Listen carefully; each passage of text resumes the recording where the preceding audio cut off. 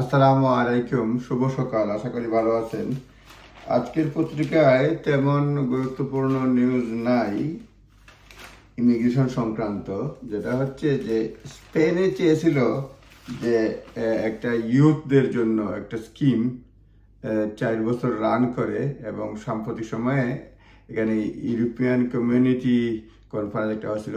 স্পেনের প্রধানমন্ত্রীর সঙ্গে আমাদের প্রধানমন্ত্রী কিয়ার স্টারমার একটা বৈঠক করেছিলেন, এবং স্পেন বলছিল যে ইয়াং যারা রয়েছে তাদেরকে 18 থেকে 35 বা এই ধরনের বয়সে তাদেরকে ফ্রি মুভমেন্ট দেওয়ার জন্য একটা কন্ট্যাক্ট করার জন্য 4 বছরের ভিসা থাকবে। প্রধানমন্ত্রী বলছিলেন যে আমরা এটা বিবেচনা করব, কিন্তু পরে আসার পরে মিটিং শেষ হওয়ার পর টেন্ডার নিশ্চিত বলছে না, আমরা এই ধরনের কোনো কন্ট্যাক্ট করবো না, কারণ আমরা ফ্রি মুভমেন্ট চাই না।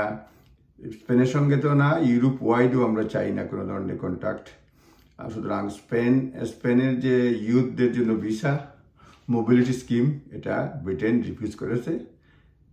তবে ব্রিটেনের সঙ্গে প্রায় 12টা নন ইউ কান্ট্রি একটা ইউথ মোবিলিটি স্কিম রয়েছে। তার অধীনে ইউথরা 2 বছরের ভিসা পেয়ে থাকে এবং আসা যাওয়া করে থাকে। এদিকে ফ্রান্স এই বিশেষ করে অটম থেকে এই যে যারা ফ্রান্সে প্রবেশ করবে তাদের জন্য, ব্রিটিশ যারা প্রবেশ করবে তাদের জন্য ফিঙ্গারপ্রিন্ট নেবে, ফটো নেবে, এই স্কিম চালু করছে। এবং দেখা গেছে ডোভারে এই নিয়ে বেশ লম্বা কিউ হবে, দেরি হবে, কিন্তু বর্তমানে এই স্কিমটা হয়তো শিথিল করার সম্ভাবনা রয়েছে, এটা জানা গেছে। এটা হচ্ছে নিউজ। আর একটা হচ্ছে গিয়ে যে যারা ইংলিশ চ্যানেল পাড়ি দিয়ে ব্রিটেনে প্রবেশ করে এই সংখ্যা অব্যাহত রয়েছে। এবছরও 14,000-এরও বেশি মানুষ অলরেডি ডিঙ্গি নৌকায় প্রবেশ করেছে। গত শনিবারে এই সপ্তাহান্তে একজন মারা গেছে, এবং বলা হচ্ছে লেবার ক্ষমতায় আসার পরে, রুয়ান্ডা স্কিম বাতিল করার পরে এটা অব্যাহত রয়েছে। কোনো কোনো ক্ষেত্রে তারা বেড়েছে, এবং বলা হচ্ছে অন স্যাটারডে 370 জন মাইগ্রেন্ট ইংল্যান্ডে আসছে 6টা ডিঙ্গি নৌকা করে।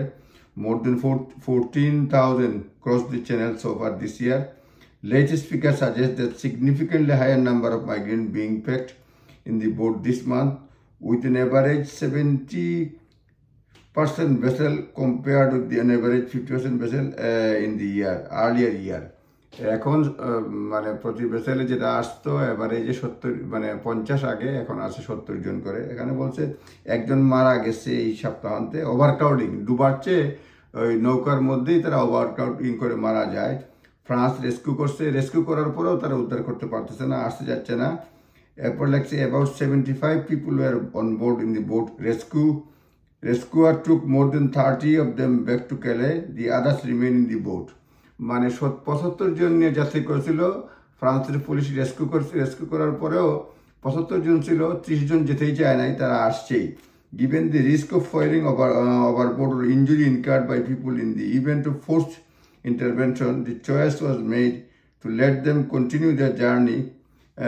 মানে এরপরেও বিশেষ করে কন্টিনিউয়ার জার্নি ফ্রান্স পুলিশ অ্যালাউ করছে, এটা বলছে আর কি।